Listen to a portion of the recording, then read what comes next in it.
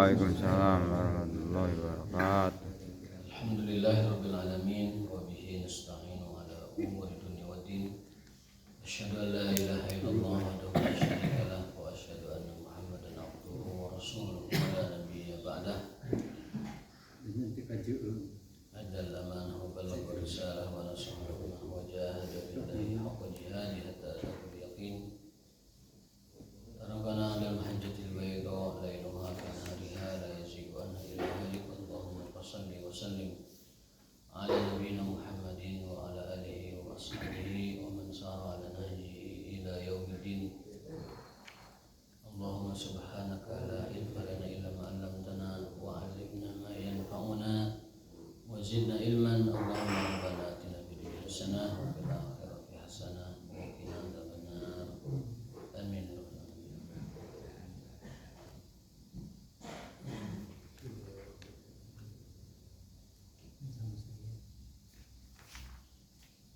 Insyaallah kita akan mengkaji kitab Al-Adab Al-Mufrad, melanjutkan dari yang minggu lalu ya. Karena jadwal hari Kamis Adab Al-Mufrad, dan alhamdulillah kita sudah masuk ke hadis 517.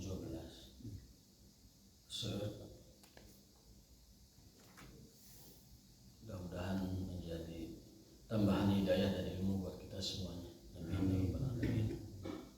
Masih bab tentang mengunjungi orang sakit ya, dan kebaikan-kebaikan lain kepada orang lain. Haddatsana Ishaq qala akhbarana An-Nadhr bin Shumail qala akhbarana Hammad bin Salamah dan seterusnya. An Abi Hurairah radhiyallahu taala anhu an Rasulillah sallallahu alaihi wasallam qala yaqulullah istan'amtuka falam tut'imni. Qala fayaqulu ya Rabb wa kaifa istan'amtani wa lam ut'imka wa anta rabbul alamin. Allah berfirman, berarti ini hadis qudsi ya. Istan'amtuka falam tut'imni, wahai anak Adam, wahai manusia ya, aku minta makan kepadamu, tapi kamu tidak memberiku makan. Lalu hamba tersebut menjawab, ya Rabbi, wahai Tuhanku, kaifa istan'amtani wa lam ut'imka, bagaimana engkau minta makan kepadaku lalu aku memberinya, padahal engkau adalah Tuhan semesta alam. Qala ama alimta anna abdi fulanan istan'amtaka falam tut'imhu, bukankah ada seorang yang meminta makan kepadamu lalu kamu tidak beri makan? Berarti kamu mendurhakai aku, berarti begitu. Jadi maksud hadis ini adalah Allah menegur manusia dengan ungkapan yang supaya manusia itu jadi perhatian. Hai manusia, aku minta makan kepadamu tapi kamu tidak kasih aku makan. Lalu kata hamba tersebut, bagaimana kamu minta makan kepadaku dan aku kasih makan, padahal engkau Tuhan semesta alam. Masa Tuhan minta makan kepadaku? Bahasa orang gitu. Tapi kata Allah, maksudnya bukan itu, bahwa ada orang miskin, ada orang yang tidak punya, butuh makan, tapi kamu tidak kasih makan. Itu maksud dari kamu tidak kasih makan aku ketika aku minta makan kepadamu. Itu dosanya gede gitu. Berarti pelanggarannya itu besar. Berarti akhlaknya itu benar-benar jeblok gitu. Kalau ada orang yang sampai minta makan tapi nggak dikasih makan, minta beas sampai nggak dikasih beas. Tapi yang benar-benar ya, yang benar-benar membutuhkan. Karena yang modus sekarang juga banyak.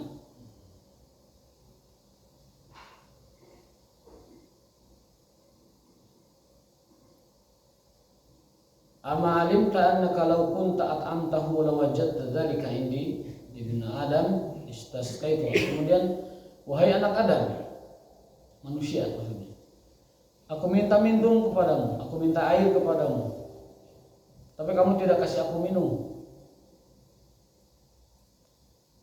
Kata orang tersebut, Tuhanku, bagaimana mungkin kau minta minum kepadaku untuk aku beri minum, padahal engkau adalah Rabbul Alamin, engkau adalah Tuhan semesta alam. Fayaqul, Allah pun mengatakan, berfirman, inna abdi fulanan istasqaka, sesungguhnya ada orang, hambaku si fulan, minta minum kepadamu, minta air, tapi kamu tidak memberinya air. Tahukah kamu bahwa jika kau memberinya dia air, itu air itu ada padaku. Maksudnya kalaupun kita ngasih orang air atau makanan, itu sebenarnya makanan dan air juga dari Allah gitu. Kalaupun memberi, itu pemberian juga dari Allah, cuma lagi dititipin kepada kamu.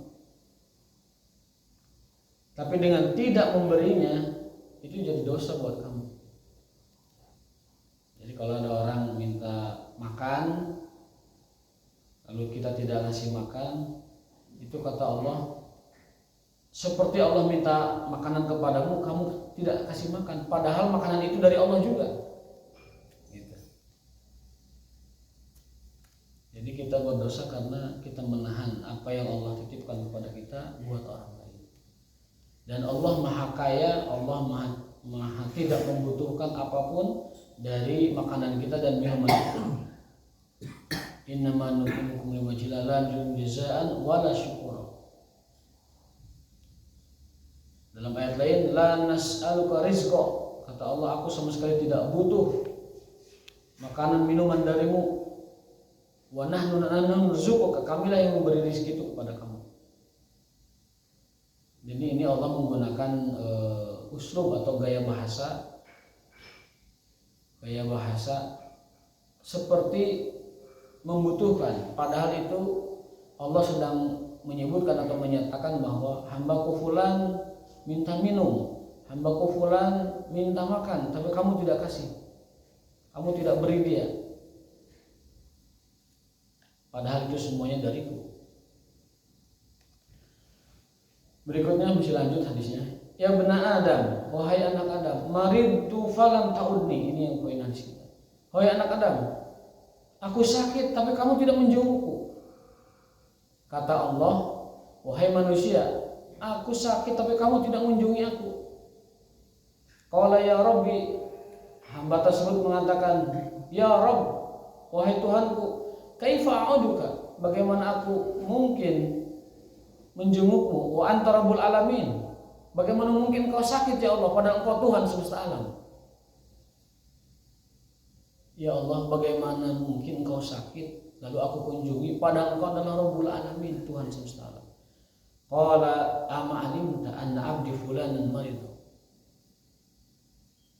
tahukah kamu bahwa hambaku fulan sedang sakit, tapi kamu tidak menjenguknya, tidak mengunjunginya. Ini luar biasa nih, Allah sampai menggunakan uslub gaya bahasa seperti Allah yang sakit, seperti Allah yang lapar, seperti Allah yang haus, tapi kita tidak memberinya, padahal itu semua miliknya.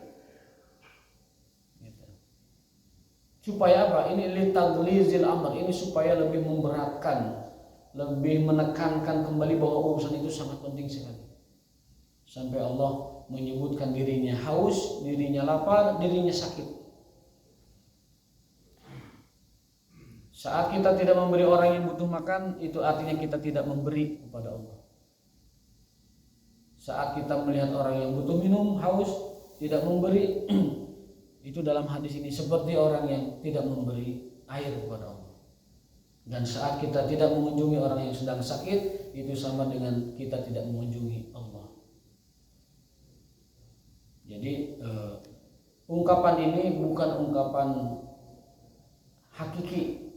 Ungkapan ini adalah gaya bahasa bagaimana Allah menekankan bahwa kita harus memberi makan orang yang butuh makan, memberi minum orang yang butuh minum, dan mengunjungi orang sakit, ya. Sebagaimana Allah menyampaikan dengan hal itu seperti terjadi padanya. Wa subhanallahi amma yasifun, dan maha suci Allah dari segala apapun kekurangan. Allah maha suci dari sifat kurang, Allah maha kaya dari sifat kurang, tetapi ini diucapkan oleh Allah Ta'ala semata-mata untuk memberatkan bahwa itu adalah sesuatu yang besar bagi manusia. Amma alimta anna abdi fulanan marida falau kunta uddahu lawajadta dzalika indi. Padahal kesehatan dariku, kata Allah. Padahal kesehatan dariku. Aw wajadtani indahu. Kau akan menemukan aku pada mereka. Jadi Allah mengatakan, kamu akan mendapatkan aku, kau akan mendapatkan aku, kata Allah. Kalau kau melakukan itu, memberi makan orang miskin, memberi minum orang haus, mengunjungi orang sakit. Wajadtani indahu, kau akan mendapatkan aku pada mereka. Ini ungkapan dalam sekali, ungkapan luar biasa. Kalau kita ingin mendapatkan Allah, menemukan Allah, cari di mereka orang-orang yang kurang itu. Cari di mereka yang sakit, cari di mereka yang kekurangan makan dan minum. Kita akan menemukan Allah Subhanahu wa Ta'ala. Makanya hal-hal semacam ini di dalam Islam dijadikan sebagai tolok ukur ihsan kita, tolok ukur ibadah kita. Ada sebuah hadis bahwasanya akhlak kita kepada orang lain adalah indikator diterima tidaknya ibadah kita kepada Allah Subhanahu wa Ta'ala. Akhlak kita, adab kita, sikap kita kepada orang lain adalah tolok ukur dan barometer diterimanya ibadah kita di hadapan Allah Subhanahu wa Ta'ala. Kita mengenal hadis Kaisun Maskub, ya, kantong bocor itu kan. Ada orang yang seumur hidupnya beribadah kepada Allah, beramal soleh, tapi datang menghadap Allah dengan tangan kosong, dengan kehampaan, sampai dia mendebat Tuhannya. Wahai Tuhanku, dulu aku beribadah seumur hidup, beramal soleh seumur hidup, 70 tahun, 80 tahun, 60 tahun, 100 tahun, 90 tahun. Kenapa hari ini aku datang dengan kekosongan, dengan tangan hampa, tidak membawa apa-apa? Allah pun menyanggahnya bahwa orang tersebut syatama hadza, mencela menghina si A dan si B, si fulan dan si fulan. Wa daraba hadza, memukul si fulan dan si fulan. Wa zalama hadza, menzalimi si fulan dan si fulan. Wa akala mal hadza, memakan harta si fulan dan si fulan. Artinya berbuat zalim, tidak memberikan hak orang lain. Zalim itu kan menempatkan sesuatu bukan pada tempatnya. Harusnya orang ditolong, tidak ditolong, padahal kita mampu. Itu perbuatan zalim kita kepada orang yang tidak mampu. Aku jadikan kebaikanmu semuanya kutimpakan kepada orang lain yang kamu zalimi. Kalau itu habis, maka aku akan ambil keburukan dari orang yang kamu zalimi, ditimpakan kepada kamu. Itu dalam hadis Nabi alaihissalatu wassalam. Dan menzalimi orang itu bisa dalam berbagai bentuk, bisa ucapan, bisa perbuatan, bisa sikap. Kalau ada orang yang sampai kelaparan, salatri, hampir mati, padahal kita punya makanan tidak memberinya, itu juga kezaliman. Dan itu skalanya bisa pribadi, masyarakat terkecil sampai masyarakat terbesar.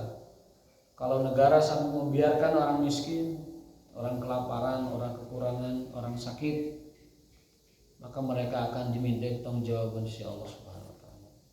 Apalagi undang-undang mereka menyebutnya begitu. Fakir miskin dan anak terlantar dipelihara oleh negara. Ini tugas dan tantangan pemerintah tentunya yang akan dihisab oleh Allah Subhanahu wa Ta'ala. Jadi kalau kita tidak mengunjungi orang sakit, sama saja kita tidak mengunjungi Allah Subhanahu wa Ta'ala. Dan Allah minta hak itu. Abdi fulan, hambaku fulan sakit, kamu tidak kunjungi. Itu sama dengan kamu tidak mengunjungiku, padahal kesehatan adalah dariku. Itu ungkapan yang luar biasa. Subhanallah. Hadis juga diriwayatkan oleh Imam Muslim, selain Imam Bukhari, Imam Muslim, nomor hadis 2569.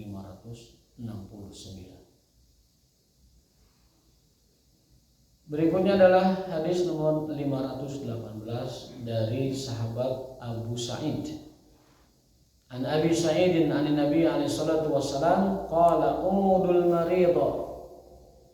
Dari Abu Sa'id Rasulullah SAW bersabda, umudul maridha. Tengoklah, kunjungilah orang sakit. Wattabi'ul janaiza, iringilah jenazah. Tudzakirukum bil akhirah, tudzakirukumul akhirah. Kalian dengan begitu akan senantiasa ingat akhirat.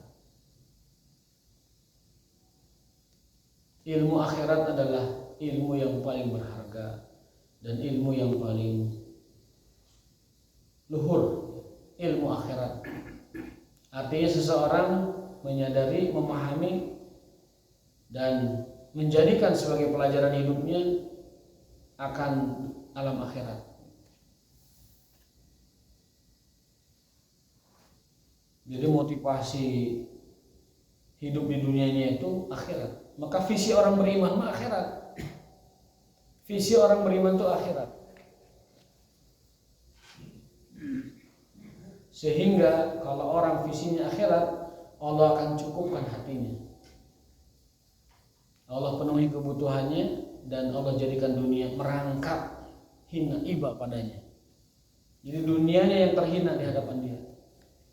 Di dalam syair disebutkan Umar bin Khattab itu hanat alaihi ma tamannahu al-muluk wal akasir.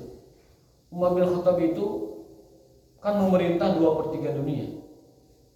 Tapi bagi beliau apa yang diinginkan oleh seluruh manusia, orang-orang, raja-raja dan lain sebagainya, dia tidak pernah menginginkannya.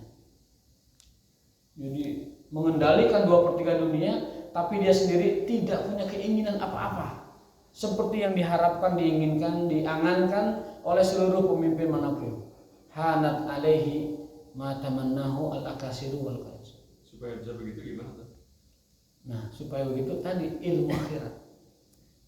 Visinya harus akhirat. Kalau visinya dunia, man kanat hammuhu dunya ja'alallahu fi qabrihi faqran. Maka hatinya akan terus mengiba kepada dunia, haus terus dengan dunia, dan akan merasa kurang terus, sehingga terus menumpuk-numpuk dan seterusnya. Jadi kesadaran dan ingat kita akan akhirat itu akan mengerem ambisi-ambisi dunia kita. Kalaupun dia mengejar dunia, tujuannya adalah akhirat. Saya ngejar dunia untuk akhirat. Misalnya saya mengejar dunia untuk memberi nafkah kepada sekian banyak orang. Saya mengejar dunia untuk menegakkan agama Allah, mengejar dunia untuk menanjarkan hukum Allah. Nah, baru itu mengejar dunia untuk akhirat. Nanti baliknya ngejar dunia pakai akhirat, nanti balik kita. Ayah orang ngejar dunia pakai akhirat. Bisnis makam, bisnis alam kubur gitu. Itu ngejar dunia pakai akhirat itu. Nah, ini peringatan dari Nabi alaihissalam, kunjungi orang sakit, ikuti mayit jenazah ke kuburnya, itu akan mengingatkan kita kepada akhirat, akan ngerem kita dari rakusnya kita kepada dunia. Dan Nabi sudah mengingatkan, rakusnya manusia kepada dunia dan kekuasaan seperti rakusnya singa pada buruannya, lebih malah. Ya, tamaknya manusia pada dunia dan kekuasaan itu seperti bahkan lebih dari tamaknya singa kepada hewan buruan. Dia lagi lapar nyari buruan, itu manusia lebih tamak kepada dunia dan kekuasaan lebih dari itu. Disebutkan dalam hadisnya al-malu wal jah.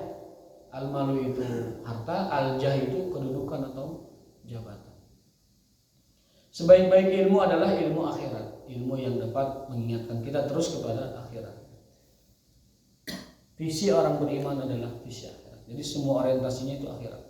Al-kayyisu man dana nafsahu wa amila lima ba'dal maut. Orang yang cerdas adalah orang yang memikirkan akhiratnya dengan apa yang dia miliki di dunianya, menyiapkan akhiratnya dengan apa yang dia miliki di dunia. Itu orang cerdas. Abdurrahman bin Auf itu kaya raya luar biasa. Ketika meninggal mewariskan 3 triliun. Di zaman itu besar. Zaman sekarang aja orang mudah mengatakan triliun dan korupsinya triliunan ya namanya. Hakim digerebek 1 triliun, emas 50 kilo. Bukan hakim, administrator Mahkamah Agung gitu. Sudah nggak main M lagi korupsi sekarang triliun. Berarti uang itu semakin kecil sekarang nilainya. Di Maret bubur ayam dulu saya ketika datang ke Bandung masih 2.500. Naik 3,5, naik 5.000, sekarang sudah 15. Pakai endok 16. 10 terus 2.000. Endok puyuh, endok bebek, endok sapi kumaha? Bisa beli gede lagi. Jadi uangnya memang mengecil. Nah di zaman itu Abdurrahman bin Auf mewarisi 3 triliun. Bahkan dia punya gudang emas perbendaharaan, khazanah perbendaharaan. Emasnya itu ketika beliau wafat itu kan mau dibagikan dan sampai harus pakai kampak bukan apa? Emas itu pada lengket gitu. Golondongan, koin-koin emas dan golondongan itu satu gudang. Itu mau membukanya untuk dibagi di belahan ku kampak, disemplak ku kampak baru bisa. Dan beliau wasiatkan harta yang banyak itu sepertiganya kepada janda-janda Rasulullah Sallallahu Alaihi Wasallam. Makanya Rasulullah ketika sebelum meninggal, aku tidak tinggalkan kalian apapun. Aku tidak tinggalkan dinar pada kalian, tidak tinggalkan dirham pada kalian. Tapi nanti ada orang baik yang akan ngurusi hajat kalian. Kelak ada orang baik yang ngurusi kebutuhan kalian. Ternyata dia adalah Abdurrahman bin Auf. Jadi sepertiga harta beliau itu wasiat kepada janda-janda Rasulullah. Sampai Aisyah itu kalau dihitung dapat sekitar 200 miliar. Berupa kebun, aset-aset kebun kurma dan juga emas lain sebagainya. Dari wasiatnya. Nah itu Abdurrahman mengejar kekayaan untuk akhirat. Bahkan beliau itu melunasi hutang sepertiga orang Madinah. Orang Madinah yang punya hutang, sumping we ka bumi KM nyata. Ayo makan tidak, orang tuh kaya sendiri orang sekarang. Itu apa 9 manuk 9 naga mana ada dia mikirin lunasi hutang masyarakat atau apalah bentuknya. Atau bansos dari pribadinya kan nggak ada. Malah yang ada mengeluh. Ada investasi dari luar 170 triliun. Mereka yang nyamber itu. Nah, jadi itu perbedaan orang-orang dulu dengan orang sekarang. Ada Imam Lais bin Sa'ad babaturana atau temannya Imam Malik. Beliau itu setiap tahun menyumbangkan 1.000 dinar untuk pengajiannya Imam Malik. Teman itu. Cuman bedanya ini mah ulama pas pengusaha, Imam Malik mah ulama tanpa pengusaha, bukan pengusaha. Imam Lais setiap bulannya itu penghasilannya 120 miliar. Orang Mesir. Tapi mazhabnya, mazhab Al-Laisi tidak begitu tersebar di dunia. Kenapa? Karena tidak menelurkan murid-murid yang mencatat mazhabnya. Jadi mazhab fikih itu banyak. An-Nakhai, Asy-Sya'bi, Al-Laisi. Ya, banyak mazhab fikih itu. Tetapi yang tercatat, terkompilasi itu hanya 4 mazhab. Kenapa? Karena murid-muridnya merekam dan mencatat itu. Mereka maksudnya menuliskan. Sehingga mazhabnya tersebar kemana-mana. Nah Imam Lais itu begitu. Jadi mengejar dunianya untuk akhiratnya. Nah kalau mengejar dunia untuk akhirat, halla wa ahlan wa marhaban. Itu adalah baik, itu adalah bagus. Itu adalah sebuah kemuliaan. Jadi orang yang cerdas adalah orang yang menggunakan dunianya untuk meraih dan menyelamatkan akhiratnya. Caranya apa tadi? Caranya tuzakirkumul akhirah. Selalu ingat kematian. Kafa bil mauti mau'idhan, cukuplah mati sebagai peringatan. Berikutnya adalah hadis 519. Haddatsana Malik bin Ismail dan seterusnya. An Abi Hurairah radhiyallahu ta'ala anhu Nabi alaihi wasallam, salasun kulluhunna haqqun 'ala kulli muslimin. 3 perkara yang seluruhnya adalah kewajiban setiap muslim bagi muslim yang lainnya. Yaitu iyadatul marid, mengunjungi orang sakit, nomor pertama ya. Wa syuhudul janazati, menyaksikan jenazah. Ingat, kesaksian orang-orang beriman adalah hujah Allah bagi yang lainnya. Kita adalah saksi sesama kita, dan kesaksian kita diperhitungkan oleh Allah Subhanahu wa taala. Dalam hadis Bukhari kemarin kita belajar bahwa apabila orang beriman disaksikan kesaksiannya oleh minimal 4 orang, 3 orang atau 2 orang, kata Rasulullah, wajabat lahul jannah, pasti wajib mendapatkan surga. Dan beliau bersabda, antum syuhada Allah 'alan nas, atau antum syuhada Allah fil ard, kalian adalah saksi-saksi Allah di muka bumi. Itulah pentingnya kesolehan kita disaksikan oleh orang lain. Bukan kita ibadah niat supaya dilihat soleh, bukan, tetapi orang lain secara alami melihat kesolehan kita agar mereka jadi saksi. Rasulullah saat itu duduk bersama sahabatnya, ada jenazah lewat, beliau berdiri. Jadi disunnahkan kalau ada jenazah itu berdiri, menghormati jenazah. Bahkan hal itu pernah terjadi pada orang Yahudi, ada jenazah Yahudi lewat, Rasul berdiri. Sahabat ingatkan, innahu Yahudi ya Rasulullah, dia orang Yahudi ya Rasulullah. Rasul menjawab, bukankah Yahudi juga makhluk hamba Allah Ta'ala? Bukankah Yahudi juga manusia? Kan gitu jawabannya. Jadi setelah kematiannya dia tetap mendapatkan hak sebagai manusia. Meskipun hadis ini ada yang membantah, dalam arti kata meskipun sahih oleh Bukhari tapi didhaifkan oleh yang lain, tetapi itu menjadi sesuatu hal yang baik dilakukan. Ketika jenazah lewat, kita berdiri. Dan nanti ada pembahasan ilmu hadis lain, bahwa apakah bisa hadis Bukhari yang sahih dilemahkan oleh orang-orang setelahnya. Itu kajiannya juga panjang. Sampai ada bukunya. Hadis-hadis yang didhaifkan oleh si fulan dari kitab Sahih Bukhari. Itu menjadi perdebatan kalangan akademis dalam waktu yang lama. Karena Bukhari itu kan kitab yang paling sahih. Ini ada yang mendhaifkan hadisnya. Nah, ini jadi polemik tersendiri. Seleksi lagi. Jadi kesimpulannya apakah mungkin orang yang di bawah kualitas Bukhari mendhaifkan hadis yang dirangkum oleh Bukhari? Padahal Bukhari itu adalah kitab yang paling sahih setelah Quran. Setelah Quran yang paling sahih itu Bukhari. Nah, jadi Rasulullah SAW ketika itu mendengar para sahabat ngobrol saat lewat jenazah orang muslim tadi, itu pada ngobrol. Oh, dia mah orang baik, dia mah soleh. Rasul mengatakan wajabat, pasti. Lalu suatu masa lewat lagi jenazah yang lain yang amalnya tidak soleh. Orang-orang membicarakannya, itu orang jahat, itu mah orang tidak baik, bukan orang soleh itu. Kata Rasul wajabat, pasti. Umar penasaran, "Mada wajabat ya Rasul? Apa yang pasti ya Rasulullah?" Rasul mengatakan, barang siapa yang disaksikan kesolehannya oleh orang lain pasti masuk surga. Dan barang siapa yang disaksikan tidak soleh atau buruk oleh orang lain, maka dia wajib atau pasti masuk neraka. Jadi kita semua ini saksi-saksi Allah di muka bumi. Saya saksi bapak-bapak, bapak-bapak saksi saya, yang akan menjadi argumen atau hujah Allah Subhanahu wa taala.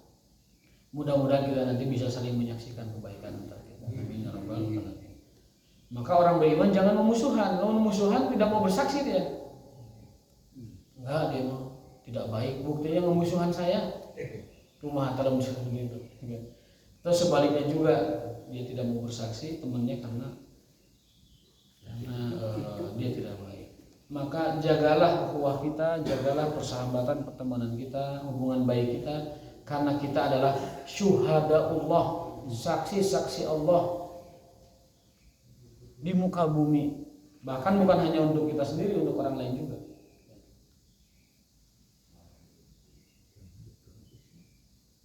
Nah, terakhir, mudah-mudahan masih cukup waktunya. Du'aul aidi lil maridi bisyifa. Anjuran untuk mendoakan orang sakit dengan kesembuhan.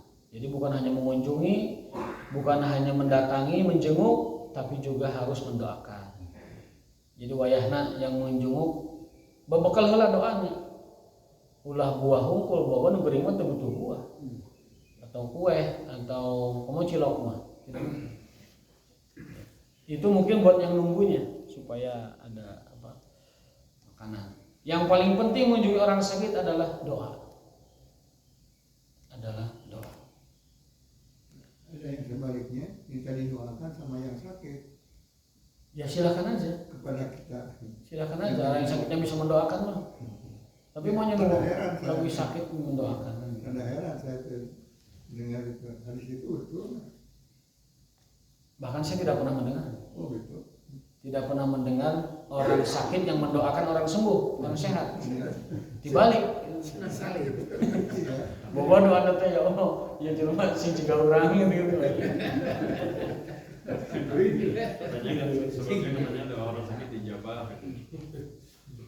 Itu dalam konteks umum, jadi orang sakitnya mendoakan. Tapi bukan minta doa orang sakit, capek nanti orang sakit minta doa. Orang lagi lemes, lagi dirawat minta doa kan tidak masuk akal. Konteks umum orang sakit itu kan hatinya lagi gelisah. Dia berdoa untuk dirinya itu ijabah. Kan dirinya memerlukan doa itu, ya Allah sembuhkan saya. La ilaha illa anta subhanaka inni kuntu minaz zalimin. Allahumma shfini, Allahumma rabban nas bil basa ishfi anta syafi dan seterusnya. Jadi dia mendoakan untuk dirinya kesembuhan. Mungkin karena yang sakit itu sedang dekat dengan Allah. Konteksnya adalah orang-orang yang hatinya remuk itu doanya didengar Allah. Di dalam hadis, innallaha yasma'u du'a min qalbin munkasir. Munkasir itu remuk. Allah itu mendengar doa dari hati-hati yang remuk. Allah mendengar doa dari hati-hati yang remuk. Ya. Makanya di antaranya 3 yang disebutkan oleh teks hadis. 1, musafir, orang bepergian, doanya mustajab. Karena hati orang musafir itu remuk, jauh dari keluarga, merantau. Kemudian balik ke rumah juga tidak menentu, keselamatan juga tidak menentu, hatinya teremuk karena jauh dari kenyamanan. 1. Yang kedua, dizolimi, remuk juga hatinya. Karena dia ditindas, dizolimi, diambil haknya. Yang ketiga, orang puasa juga remuk hatinya. Karena batu rumah makan, dia mah tidak. Makan ada di rumah, dia tidak bisa makan. Nah, orang puasa itu hatinya sedang gelisah menunggu makanan, menunggu maghrib. Maka Rasulullah SAW salasun da'watuhunna mustajab. Ada 3 orang yang doanya mustajab, musafir, kemudian orang yang dizolimi dan orang berpuasa. Kata para ulama itu berkaitan dengan hadis yang tadi yang saya bacakan, bahwa Allah mendengar doa dari hati yang remuk. Ketiga orang ini adalah orang yang paling remuk hatinya. Dizolimi, perjalanan, orang puasa, itu hatinya tidak sedang biasa-biasa saja. Nu puasa meninggali cucu juga jika korma kan. Korma tidak lompatan gitu. Padahal cucu. Terus ada mama lain nyuci itu piring. Wah, aya orson di wastafel gitu. Disangkanya orson, padahal itu adalah sabun cuci piring. Warna hijau. Warnanya hijau. Tapi kasus tahun malahan yang ditengoknya yang dimasuki. Kalau tahun kan wabah. Ya. Wabah itu kan menular. Itu justru tidak boleh berinteraksi. Tapi ada ceritanya bahwa ada seorang sahabat yang kena taun dikunjungi oleh orang yang sehat, Ya. dengan jarak tertentu, didoakan dan sembuh. Ada satu kisah. Tetapi secara umum orang yang atau daerah balad ya, yang terkena taun memang harus diisolasi.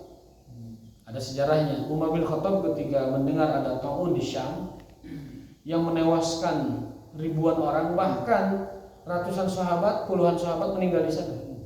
Termasuk Abu Ubaidah al-Jarrah, gubernur Syam, andalannya Rasulullah dalam berbagai hal, meninggal di sana. Gubernurnya itu, orang bergelimpangan meninggal. Umar bin Khattab ingin mengunjungi daerah situ. Karena apa? Karena beliau berpikir secara satu ukhuwah Islamiyah, yang kedua politik. Penting dikunjungi. Kenapa? Kalau itu tidak dikunjungi oleh khalifah tertinggi, khawatir daerah itu dicaplok oleh orang Romawi, kemudian diambil lagi oleh musuh, dijajah lagi, diambil lagi oleh musuh. Umar bin Khattab, ini analisa para ulama ya. Kenapa Umar memaksakan diri harus ke Syam? Karena secara politik kalau itu tidak dikunjungi, dianggap lemah oleh musuh, diambil lagi. Dan merebut Syam kembali bukan hal mudah.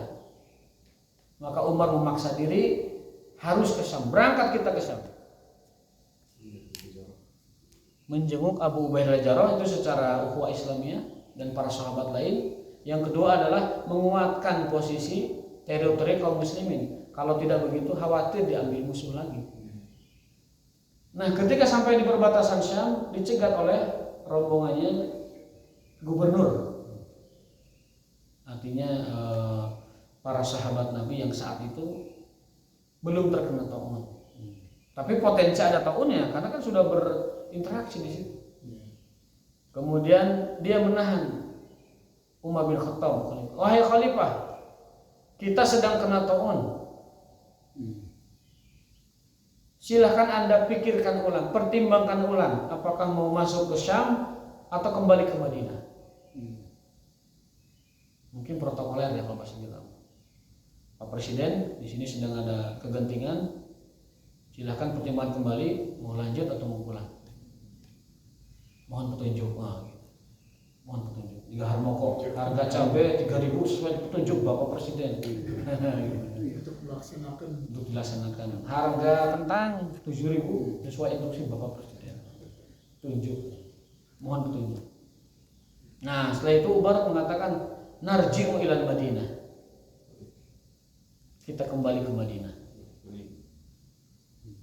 Itu Abu Ubaidah sedikit naik gitu.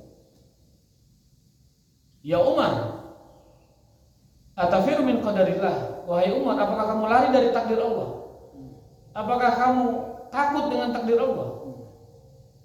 Umar mengatakan, laula kayak Abu Ubaidah, mun lain mana yang ngomong dikaplok aja. Bahasa orang itu, bahasa Kuningan itu. Kalau bukan kamu yang bicara wahai Abu Ubaidah, aku sudah pukul kamu. Laula andai bukan kamu yang bicara. Karena Abu Ubaidah itu punya kedudukan mulia di sisi Rasulullah SAW. Umar juga segan dengan beliau. Walaupun bawahannya secara hierarki politik kekuasaan. Kalau bukan engkau yang bicara wahai Abu Ubaidah, aku tidak akan bisa mengendalikan diri. Iya. Nah, Umar mengatakan nafiru min qadarillah ila qadarillah. Apa yang aku lakukan? Aku lari dari takdir Allah menuju takdir Allah yang lain. Syam takdir Allah kena taun, wabah. Madinah takdir Allah sehat. Aku menuju takdir Allah yang sehat. Miskin takdir Allah, kaya takdir Allah. Kenapa tidak memilih takdir Allah yang kaya tadi? Kebodohan, ilmu, takdir Allah. Kenapa tidak memilih takdir Allah yang ilmu itu, bukan yang bodoh itu, bukan kebodohan itu. Jadi kita ini diberi pilihan oleh Allah untuk memilih takdir-takdir kita. Maka jangan jadi Jabariyah. Jabariyah itu kumaha Allah, urang mada wayang kumaha dalang.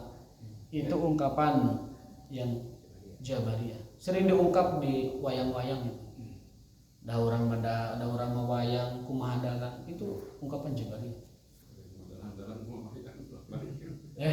Urang mawayang kumaha dalang kan gitu. Itu dalam mawayang deh. Jabariyah. Qadariyah kebalikannya. Kita mah dalang, tidak disuruh siapa-siapa. Kumaha urang dan segala macam. Nah, Ahlussunnah wal Jamaah itu berada di tengah-tengah. Bukan Jabariyah yang semuanya kumaha Allah, bukan Qadariyah yang semuanya kumaha urang. Kita di tengah-tengah. Allah menentukan takdirnya, mencatat takdirnya, dan kita tidak diberitahu apa takdir kita. Karena kita tidak diberitahu takdir kita dan kita tidak tahu apa yang dituliskan untuk kita, maka di situ ada kewajiban berusaha, kewajiban beribadah, kewajiban berdoa. Itu alasannya satu, karena kita tidak tahu apa yang ditakdirkan kepada kita. Setiap orang sudah ada jatahnya di surga, kursinya di surga. Setiap orang sudah ada jatahnya di neraka. Setiap orang sudah ada jatahnya rezeki di dunia. Setiap orang sudah ada jatahnya ajalnya, amalnya, bahagia, tidaknya, dan seterusnya. Sampai surga neraka sudah ada. Lantas kita pasrah? Tidak. Kenapa? Karena kita tidak pernah tahu apa yang dituliskan untuk kita. Maka kita kejar itu sebagai sebuah ibadah. Kalau dikasih tahu mah, ya kita bisa ngambil sikap. Mana yang ke neraka, ya udah nggak usah beramal, kan gitu. Mana yang ke surga, ya udah nggak usah beramal, nanti juga ke surga. Gitu. Tapi Allah memerintahkan kita beribadah dan beramal. Wa qul i'malu, beramal. Budu, beribadahlah, dan lain-lain sebagainya. Jadi kita sedang menunaikan misi pengabdian atau penghambaan kita kepada Allah Subhanahu wa taala sebagai bentuk ikhtiar dan menjalankan kewajiban. Nah, jadi apa namanya tadi, sampai mana tadi? Umar bin Khattab mengatakan, aku lari dari takdir Allah menuju takdir Allah yang lain. Pilihan. Sehat takdir Allah, sakit juga takdir Allah. Mau milih yang mana? Kan gitu. Memilih takdir Allah yang sehat, ya jalankan prosedur supaya sehat bagaimana. Mau yang sakit, ya silahkan dengan prosedur yang sakit. Nanti juga wahadainahun najdain, kami berikan dua jalan. Najdain itu dua jalan. Mau ini di sini, mau ini di sini. Fa alhamaha fujuraha wa taqwaha. Kami intuisikan, kami ilhamkan, kami inspirasikan fujuraha wa taqwaha, keburukan dan kebaikan. Tinggal milih kita. Insting baik sudah Allah bekali, insting buruk sudah ada. Ikuti mana yang mau kita ikuti. Jalannya sudah dibentangkan, wahadainahun najdain, falaqtahamal aqabah, dan seterusnya. Silahkan pilih yang mana. Nah, pilihan itulah yang akan kita pertanggungjawabkan di sisi Allah Subhanahu wa taala. Dengan perangkat akal, dengan perangkat hati, dengan perangkat ilmu, silahkan pilih. Mana yang mau dia ikuti. Ini hadis terakhir kayaknya nggak sempat dibahas ya, nggak sempat dibahas waktunya hadis. Insya Allah di kesempatan yang lain. Yang intinya sebagai bocoran saja hadis yang ini ya, langsung ke akhirnya, bahwa Sa'ad bin Mu'az ini punya harta yang banyak, tapi cuma punya anak perempuan. Ya, dia berkeinginan supaya, kan kalau ahli waris cuman anak perempuan itu kan, kalau perempuannya banyak kan 2/3 ya. Dia pikir hartanya banyak, ini kemana ya? Akhirnya dia minta saran, ya Rasulullah, bagaimana kalau aku wasiatkan? Kemudian Rasul mengatakan, ya wasiatkan saja silakan. Bagaimana kalau dengan 2/3-nya? Enggak boleh, ahli waris nanti terzolimi kalau kamu wasiatkan 2/3. Bagaimana kalau setengah? Enggak boleh, itu terlalu banyak. Terus berapa? 1/3 kata Rasul. Wasus, asus kasir. 1/3 sudah banyak itu. Jadi wasiatilah orang lain selain ahli waris, cukup 1/3 saja, jangan lebih. Karena lebih dari itu menzolimi ahli waris. Jangan. Lalu Rasul menjelaskan, sesungguhnya sedekahmu pada dirimu itu sedekah yang paling utama. Jadi sedekah paling utama adalah sedekah kita pada diri kita. Makan yang baik, pakaian yang baik, jam, kalau mungkin sepatu, baju, topi, kacamata yang baik, itu sedekah kita pada diri kita. Makan yang bergizi itu sedekah pada diri kita. Wa nafqatuka ala iyalika sedekah. Kemudian nafkah berikutnya adalah kepada keluarga. Setelah itu kerabat, setelah itu orang yang jauh. Wa ma taqulu imra'atuka min ta'amika laka shadaqah, dan apa yang dimakan oleh istrimu, setiap biji nasi, setiap biji gandum yang dimakan istrimu, sedekah itu yang besar. Maka beruntunglah kalau punya istri yang gembul makannya. 2 piring, 3 piring, itu alhamdulillah pahalanya besar. Mah mangga mah samuna deui mah. Jadi setiap biji nasi sedekah. Wa innaka antada ahlaka bi khair. Kau tinggalkan ahli warismu dalam keadaan berdaya dan mampu, itu lebih baik daripada kau biarkan ahli warismu nanti dalam keadaan lemah. Itu ada ayatnya. Hendaklah orang beriman meninggalkan ahli warisnya dalam keadaan mampu dan mapan.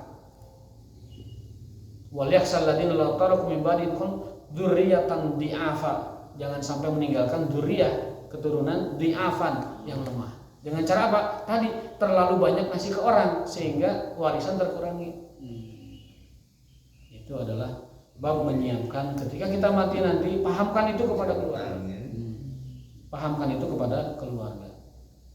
Qala bi aish khairun min an tada'ahum yatakaffafuna an-nas wa qala bi yadi. Sampai Rasul mengisyaratkan dengan tangan bahwasanya kalau kamu tinggalkan keluargamu dalam keadaan mampu itu lebih baik, dia punya cukup. Jangan sampai keluargamu kekurangan. Sampai Rasul mencontohkan dengan tangan. Wallahu a'lam bishawab wa taufiquna illa billah. Mudah-mudahan menjadi tambahan ilmu dan tambahan tazkirah buat kita semua.